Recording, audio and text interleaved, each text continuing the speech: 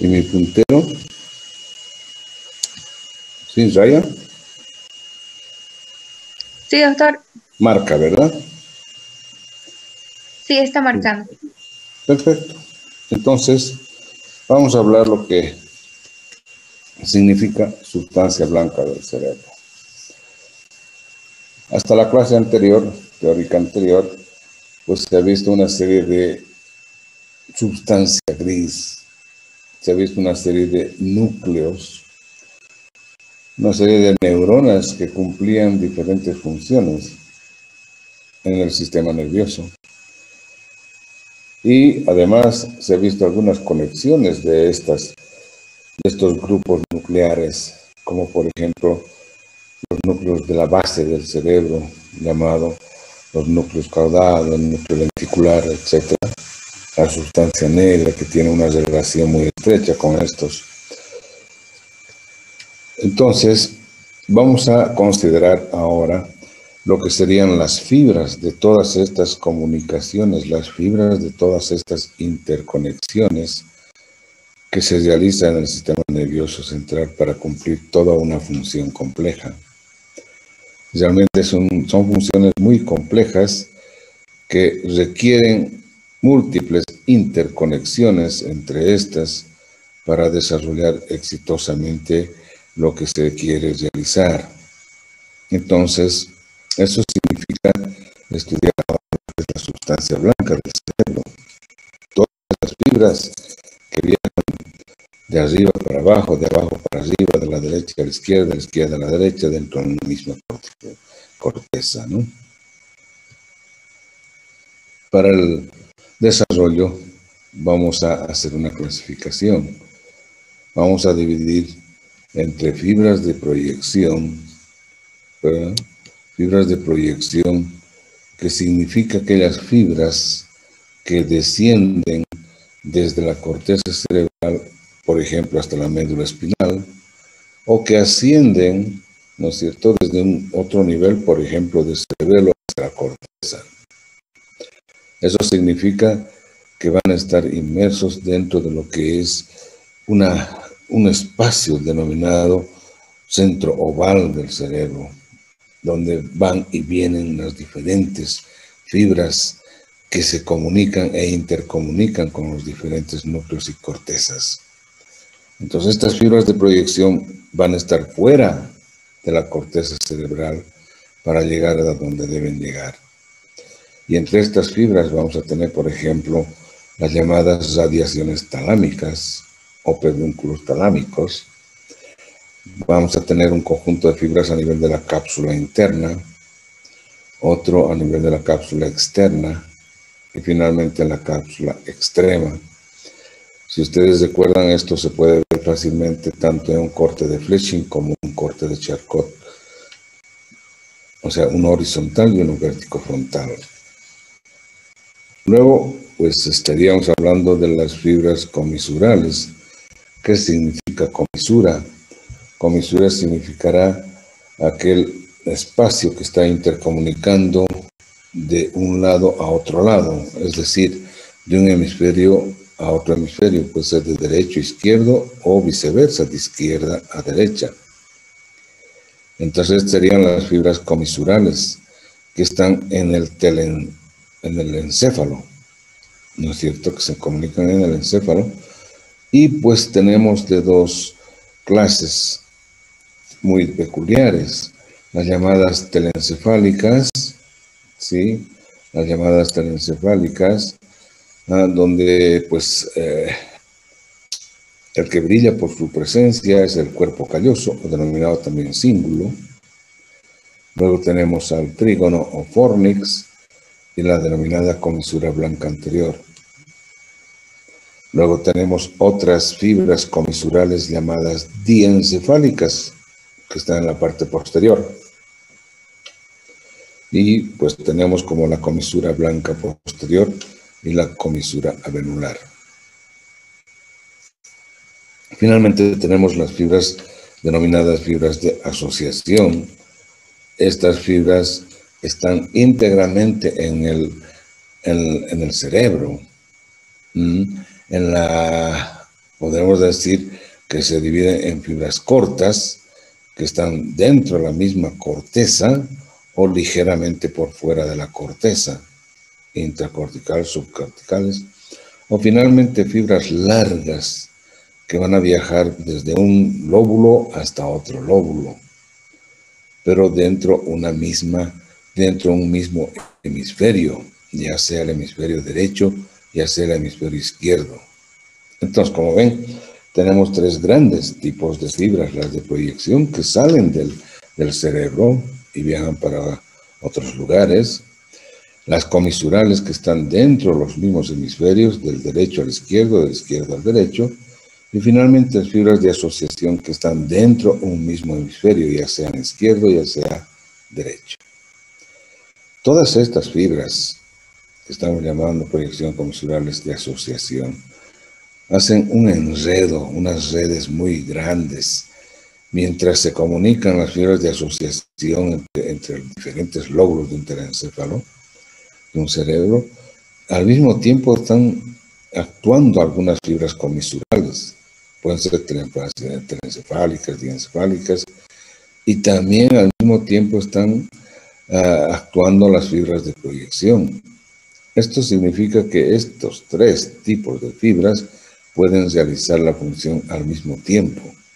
No deben esperar que lo realice uno para luego realizar el otro.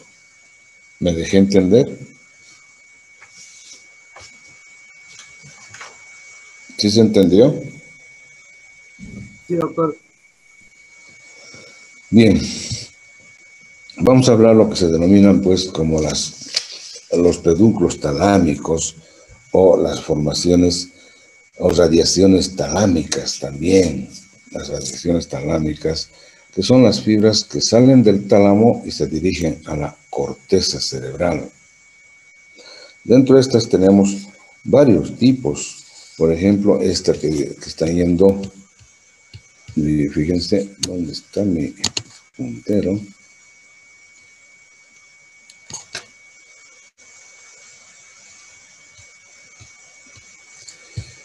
Estas fibras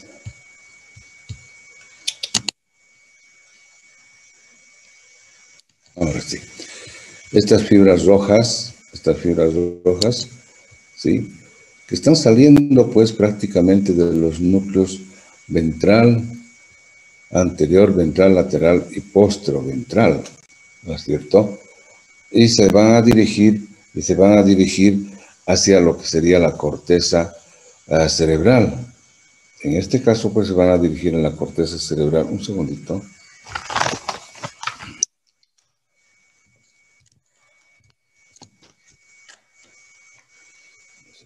Pañuelo.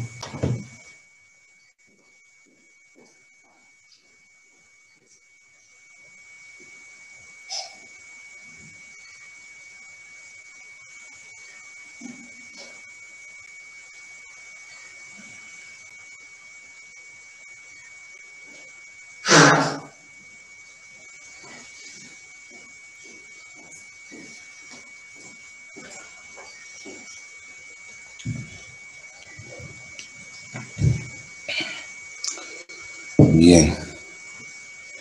Entonces decía, estas fibras que se comunican desde los núcleos ventrales, tanto anterior como lateral y ventral posterolateral, hacia la corteza cerebral, en este caso principalmente a la corteza motora, ¿no? Y también porque son motores estos dos, ¿verdad?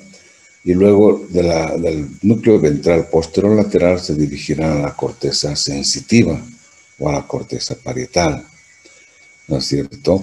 Ya sabemos que estos núcleos anterior y lateral pues son prácticamente de una funcionalidad motora extrapiramidal. Esas se van a llamar entonces radiaciones superiores, ¿no es cierto?, o pedúnculos superiores. Luego tenemos los anteriores, el pedúnculo anterior, ¿no?, que se dirigen tanto del grupo nuclear anterior del tálamo como del grupo medial del tálamo hacia la corteza frontal, tanto a la corteza orbitaria como a la prefrontal, prácticamente recuerden ustedes que tienen la funcionalidad de la memoria, de los sentimientos, etcétera. Es tratar de recordar un poco. Y estos se van a denominar entonces pedúnculo anterior.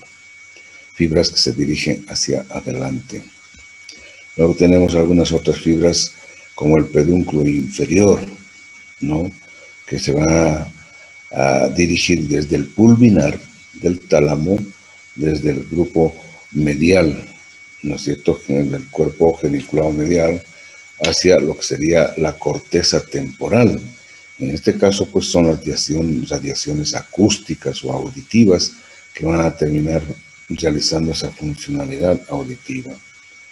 Finalmente, pues, del mismo nuclear, cuerpo geniculado lateral, en este caso, y también del pulvinar, van a dirigirse las radiaciones pedunculares o el pedúnculo posterior hacia la corteza occipital para realizar lo que serían las funciones visuales. No se olviden que la corteza occipital va a tener esa funcionalidad, ¿no es cierto? Y pues tenemos también otras fibras que se van a dirigir, como hemos dicho en un inicio, hacia diferentes centros a través de lo que es la cápsula interna. Bien, acá estamos viendo un corte horizontal transverso de lo que es el cerebro, ¿no? En el que vemos diferentes organismos que ya los reconocimos en sus clases previas. Por ejemplo, acá estamos viendo el tálamo, este enorme huevo que encontramos dos tálamos en la parte central de este corte. Por delante estamos viendo el núcleo caudado, lo que sería la cabeza, por detrás lo que sería la cola del núcleo caudado. Acá estaríamos viendo lo que es las ventrículos laterales, que vamos a ver dentro de poco. Acá estamos viendo lo que sería el cuerpo calloso o cíngulo, la parte anterior o rodilla. Acá estaríamos observando la parte posterior de este mismo, ¿no? Y, disculpen, un segundito. Hola. Buenos días, te llamo tanto. Pues quería saber si se realizaba o no la clase teórica, porque quería saber si se realizaba la clase teórica o no.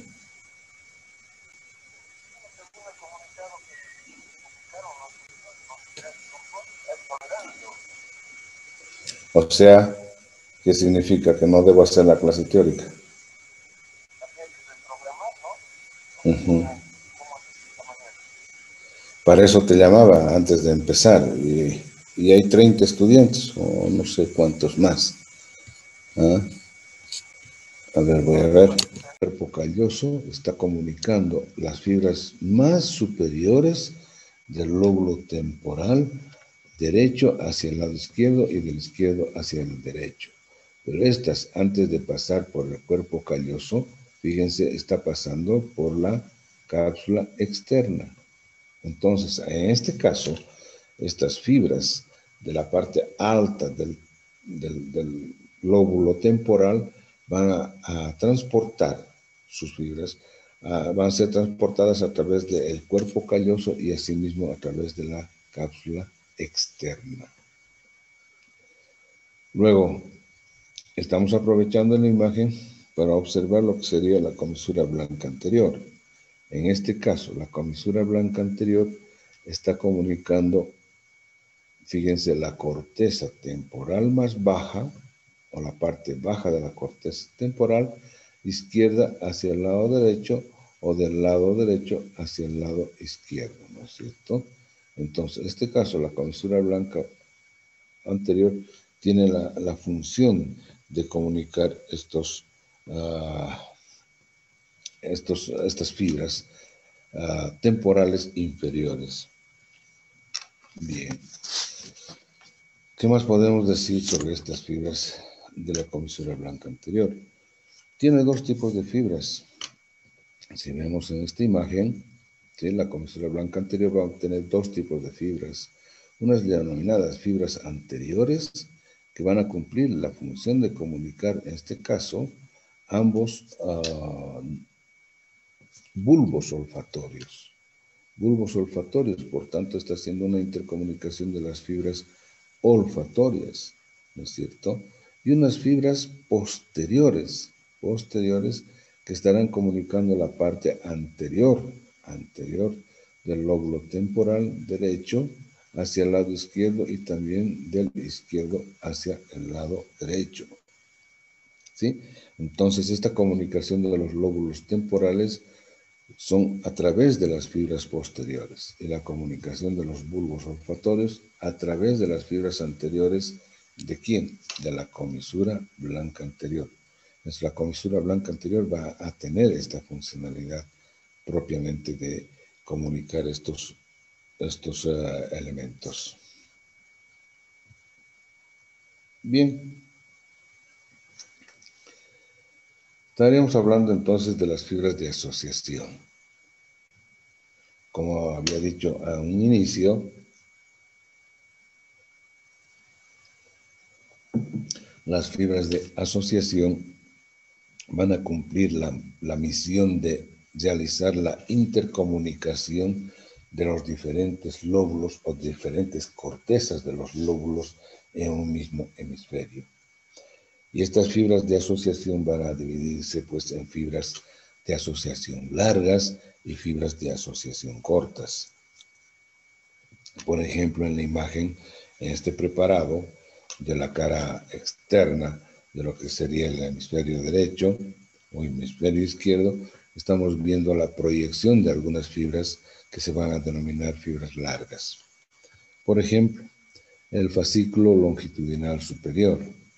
Es un fascículo amplio que lleva fibras tanto de la parte frontal hacia lo que sería el lóbulo parietal. Lleva fibras de la parte frontal hacia lo que sería el lóbulo occipital. Y también lleva fibras del lóbulo frontal hacia lo que serían el lóbulo temporal. Entonces, fíjense, el fascículo longitudinal superior está comunicando una gran cantidad de lóbulos, o la mayor cantidad de lóbulos dentro de lo que sería el cerebro, frontal con parietal, frontal con occipital y frontal con temporal. Ojo, son cortezas los que se comunican a través de este conjunto de fibras denominado fascículo longitudinal superior. Luego tenemos el fascículo occipito frontal. Netamente la comunicación de la parte prefrontal con lo que sería la parte visual del cerebro, ¿no? La parte occipital con la parte prefrontal. No se olviden que si nosotros describimos a la parte prefrontal del lóbulo frontal, vamos a entender que esta parte es la más especializada de toda la corteza cerebral. Prácticamente se encarga del pensamiento, de la inteligencia, de la memoria, del raciocinio, etcétera, etcétera. Serían funciones elevadas del cerebro.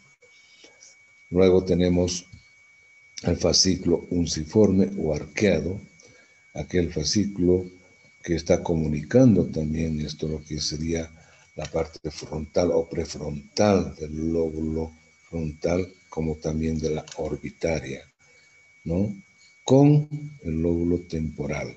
Una comunicación bastante importante sobre lo que sería la parte del centro de Wernicke. No se olviden que a este nivel más o menos se va a encontrar el centro de Wernicke, que es el centro de la inteligencia, ¿no? De la inteligencia verbal. Y a nivel del frontal tenemos pues el centro articular lingual para determinar esta inteligencia verbal, ¿no es cierto? También tenemos algunas otras fibras largas, como las fibras del cíngulo. No se olviden que este es un circuito, el circuito de la memoria, que habíamos partido desde el cuerpo mamilar, o mejor desde el hipotálamo hacia el cuerpo mamilar hacia el tálamo, ¿no? Y del tálamo hacia lo que sería la corteza del cíngulo, para determinar la funcionalidad precisa de lo que sería la memoria y además algunas manifestaciones de sentimientos, de afectividad, etcétera, etcétera, que tiene pues una funcionalidad muy importante en esto, ¿no? Y que se comunica con la quinta temporal. También tenemos algunas otras fibras largas, como el fascículo longitudinal inferior, que va a tener una comunicación del lóbulo occipital con la parte del lóbulo temporal, la parte anterior, que se dice también zinencefálica. Fíjense, es una comunicación de la vista con el olor. Pues si yo observo pues un piquemacho a la lejanía, pues estoy observando el plato y me estoy imaginando a través de esta conexión qué olor tendrá ese plato, ¿verdad? Entonces, como ven, podemos hacer bastantes ejemplos para determinar la funcionalidad de estas fibras largas dentro de un mismo hemisferio. No se olviden, las fibras de asociación son dentro del mismo hemisferio. Bueno, finalmente tenemos algunas fibras cortas, ¿no? Las fibras cortas que van a denominarse subcorticales. ¿Dónde está mi puntero? Aquí está. ¿Sí? Subcorticales, ¿qué significa? Que van a estar debajo de la corteza, ¿no? Si es de la corteza cerebral, entonces estas fibras van a estar subcorticales, debajo de la corteza, pero muy cerca de la corteza. Y otras fibras que participan integrando, formando la misma corteza, que van a denominarse entonces las fibras intracorticales. De modo que esta sería toda la conclusión de lo que es las fibras o de la sustancia blanca del cerebro, determinadas por los tres tipos de fibras de proyección, comisurales y las fibras de asociación. ¿Tienen alguna pregunta al respecto?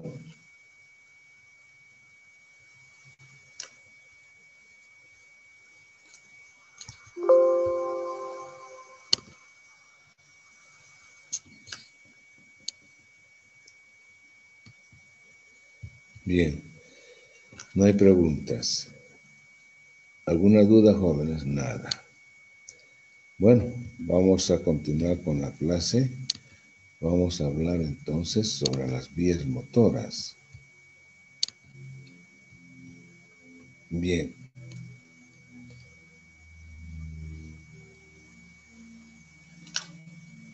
Las vías motoras.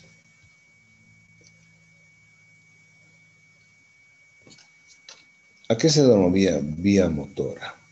Son aquellas fibras que emergen, que nacen en la corteza cerebral y que van a denominarse descendentes.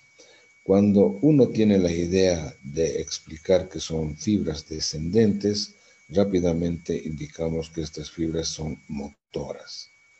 Y que si son fibras motoras pueden ser de varias naturalezas, ¿no es cierto? Pueden ser unas fibras motoras voluntarias, de naturaleza voluntaria, o finalmente de naturaleza extravoluntaria, involuntarias.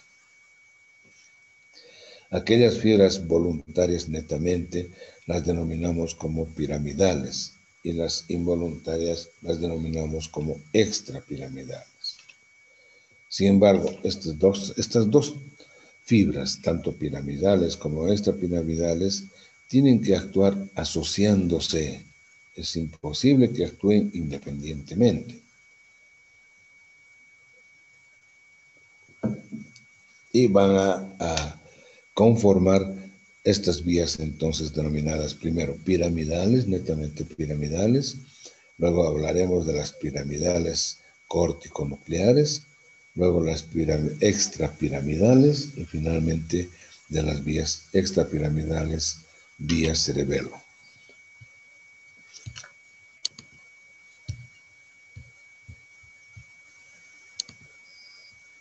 Bien. Entonces hablaremos la primera, la trayectoria de la vía piramidal eminentemente. Como ven ustedes, esta vía se va a iniciar, se va a iniciar en la corteza cerebral, ¿no es cierto? Acá en la corteza cerebral.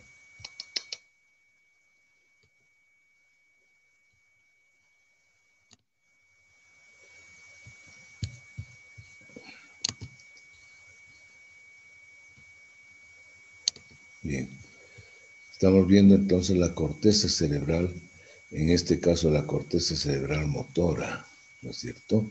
¿Qué puede ser la corteza cerebral motora número 4, la corteza o el área 6 premotora, ¿no es cierto? Estas dos van a determinar la emergencia de las fibras descendentes, llamadas también fibras córtico-espinales, o en la vía piramidal netamente dicha. Estas fibras que se originan en estas dos áreas van a originarse desde las células llamadas piramidales, ¿no?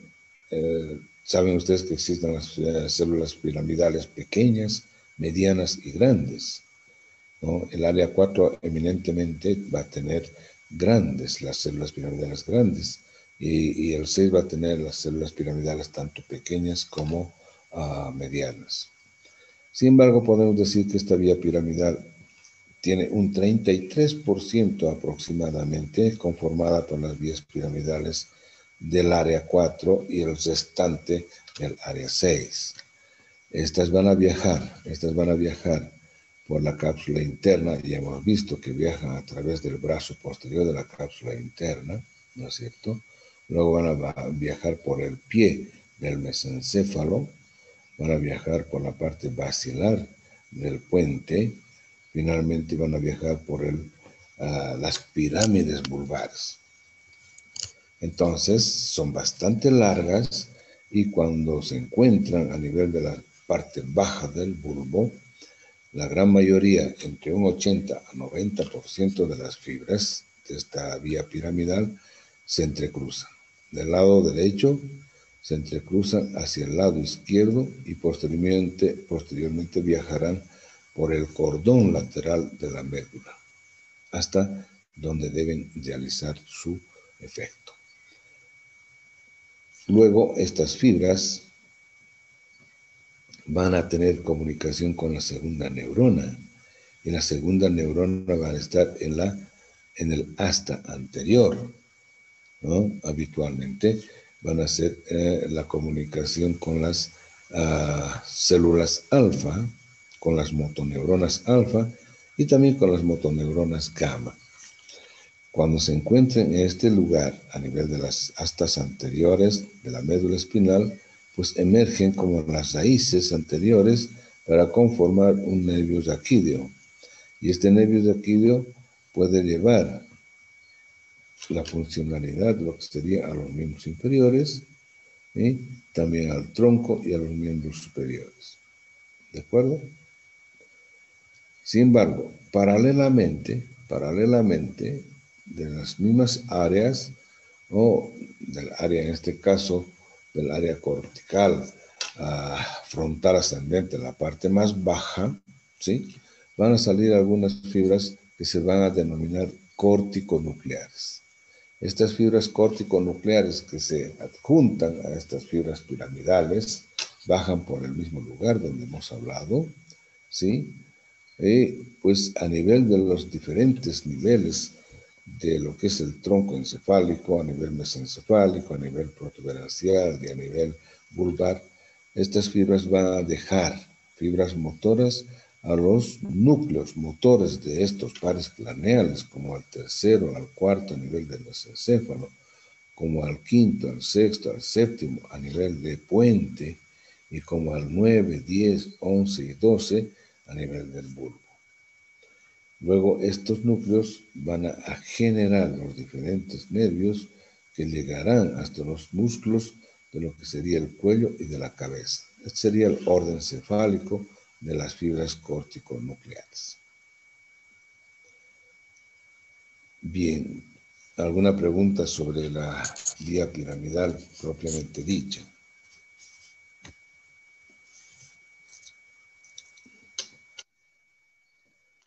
Ok. Veremos un diagrama de la vía extrapiramidal principal.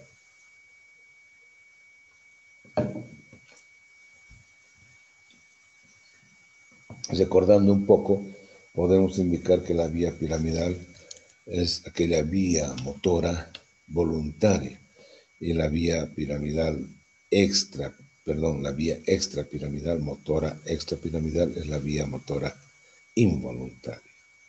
Sin embargo, los dos, si tienen que viajar juntos, los dos tienen que llegar al asta anterior y para que coordinen la funcionalidad motora entre ambos y realizar la actividad motora que deseamos, que habíamos pensado, ¿no es cierto? Recapitulando un poco, no se olviden que estamos hablando un inicio de la primera neurona o motoneurona a secas que empieza en la corteza motora del cerebro. Sin embargo, para que se realice esta funcionalidad motora, tiene que partir además de otra parte, de otra área, ¿no?, del centro de la inteligencia o prefrontal, para que envíe algunas instrucciones, algunas órdenes hacia lo que sería la corteza motora y realizar el movimiento que en realidad deseamos. Eso mismo ocurre con esto, con la vía extrapiramidal, y que va a nacer también en la corteza cerebral a nivel de las áreas que hemos indicado, especialmente las áreas extrapiramidales, o sea, como el área suplementaria, por ejemplo, la somotomotora, etc., ¿no? Y estas fibras van a viajar a diferentes lugares, a diferentes núcleos o grupos nucleares, como el núcleo lenticular, ¿no es cierto? Va a ir al núcleo caudado, va a ir al núcleo talámico, va a ir al núcleo rojo, va a ir al núcleo subtalámico.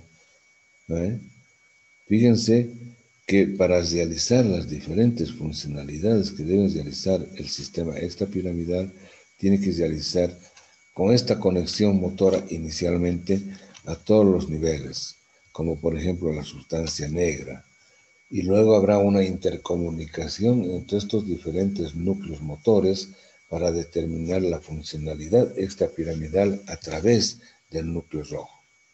Todos van a tener una interconexión motora, ¿sí?, para determinar la función que deben realizar.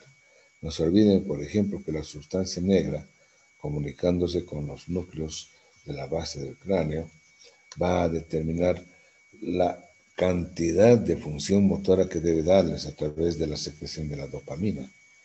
Recordarles que la dopamina es un complejo químico que realiza la inhibición de la función motora de estos núcleos de la base del cráneo, para que después estos comuniquen esta funcionalidad al núcleo rojo y luego desde el núcleo rojo pues vayan hasta la médula espinal a través de las rubro espinal y realizar el efecto motor que se quiso realizar a través de la corteza prefrontal.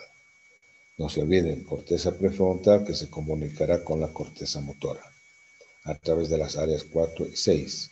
Y de ahí saldrán la vía piramidal y extrapiramidal casi en conjunto para coordinar aquel efecto motor que desean realizar. Entre la función motora voluntaria piramidal, que a su vez es precisa, pues la vía extrapiramidal va a aumentar lo que sería la cantidad de tono muscular que necesita ese movimiento para realizarlo con más precisión el movimiento.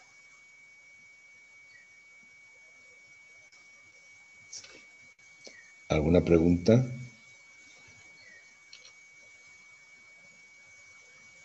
Bien. Doctor, una pregunta. Sí.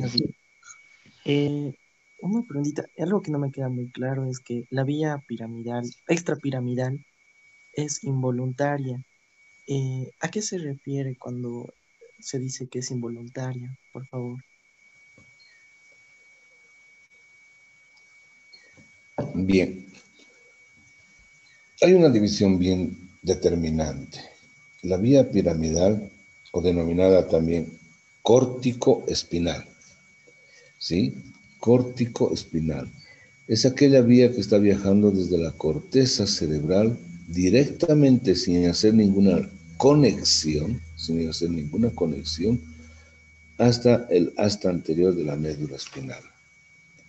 Cuando llega al asta anterior de la médula espinal, ahí está la segunda neurona, hace su sinapsis y luego de ahí sale la fibra piramidal para constituir el nervio espinal, y a través del nervio espinal realizar el efecto motor que tiene que realizar. No hay más conexiones. Primera motora a nivel de corteza, segunda motora a nivel de médula espinal, ¿no? Es una acción entonces directa, una acción motora voluntaria. Aquellas otras vías que se denominan extrapiramidales no tienen nada que ver con la piramidal. Entonces, van a salir de la corteza motora a los diferentes núcleos que tiene el sistema nervioso central, que no sean de la médula espinal, ¿no? Como estos, como el núcleo acaudado, como el núcleo lenticular, como el núcleo talámico, subtalámico, como el núcleo de la sustancia negra, el núcleo rojo, inclusive los núcleos vestibulares, de la oliva cerebral, cerebelosa, etcétera, etcétera. Son diferentes núcleos que no tienen nada que ver con la médula espinal. ¿Me entienden? Y estos núcleos hacen interconexiones entre ellos para manejar la vía extrapiramidal que se va a especializar en el control del tono muscular. ¿Sí? Cuando hablemos del cerebelo, vamos a hablar de otra situación. Entonces, esta vía extrapiramidal principal, que solo tiene que ver los núcleos, diferentes núcleos del encéfalo, que no tienen nada que ver con la médula espinal. Todas estas intercomunicaciones van a terminar en el núcleo rojo. Y el núcleo rojo, a través de la vía rubroespinal, está terminando, finalizando esta acción extrapiramidal hacia la médula espinal, principalmente a las células gamma. Y a través de la fibra anterior que sale de esta asta va a conformar el nervio periférico, y va a llegar así al músculo, a la placa muscular, para efectuar la acción premeditada. ¿Sí? Pero ojo, la vía extrapiramidal debe coordinar la funcionalidad con la vía piramidal para concluir el efecto deseado. No puede actuar independientemente. Independientemente puede actuar en el control del tono muscular, pero para realizar una actividad tiene que controlar el tono muscular, además de la funcionalidad voluntaria de la vía piramidal. Entonces, hay dos funciones: voluntaria piramidal, involuntaria extrapiramidal. Y las dos tienen que coordinar para el efecto deseado en un músculo. ¿Está entendido? Sí, muchas gracias, doctor. Bien. ¿Alguna otra pregunta?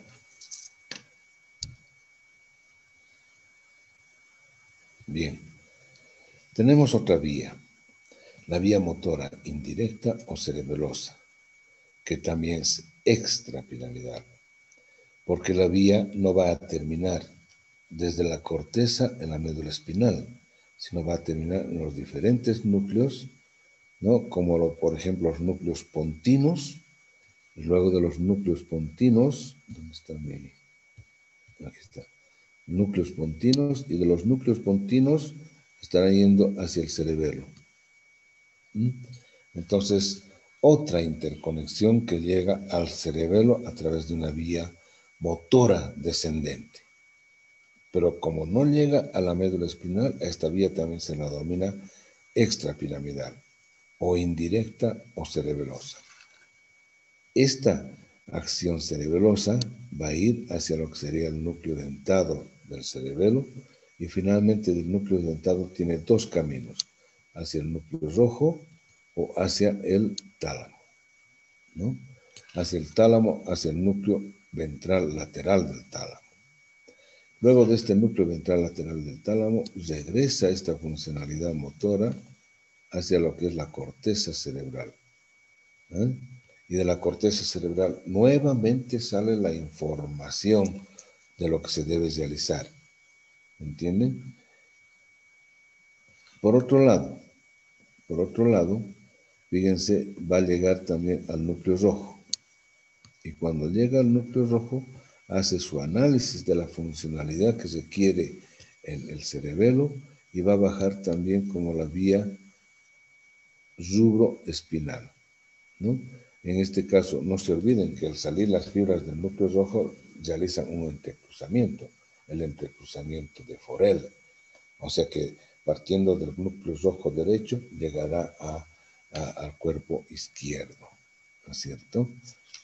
Bien, entonces, del tálamo también va a ir a la corteza cerebral o va a repetir la información hacia el núcleo rojo para reforzar la acción que desea realizar el cerebelo.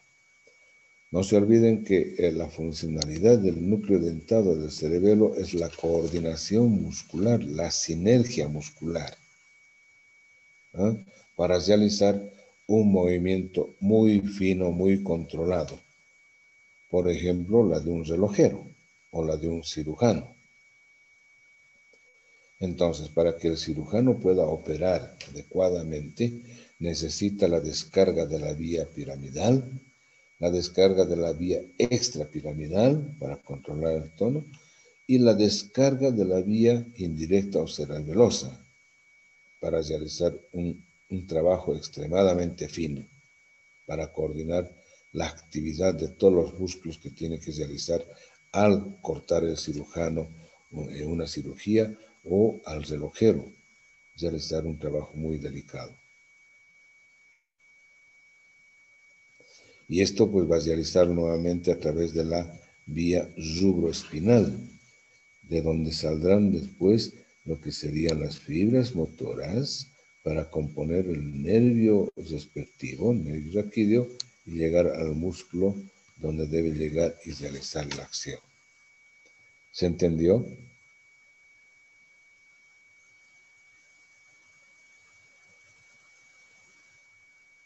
Repito, ¿entendieron?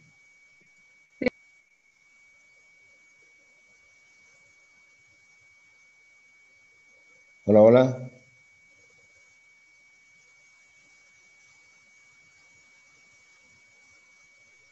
Sí, doctor, se entendió. Muy bien. ¿Alguna pregunta? ¿Alguna duda respecto a las fibras motoras que hemos hablado en este momento? Creo que no tenemos nada más. Con eso concluimos. Entonces estamos repitiendo sobre las fibras motoras piramidales, extrapiramidales y la motora indirecta o cerebelosa. Recordarles nuevamente que estas tres vías motoras tienen que funcionar coordinadamente para el efecto de cualquier acción motora que desea realizar desde la corteza prefrontal. Bien. Entonces quedamos en esto y pues va a disculpar si hemos hecho la clase teórica hoy, aunque no estaban determinadas las acciones académicas, pero supongo que para todo el día pues no habrán prácticas, no habrán clases prácticas, suspendidas las clases prácticas. Aprovecho para desearles un buen día. Sería hasta la próxima oportunidad, jóvenes.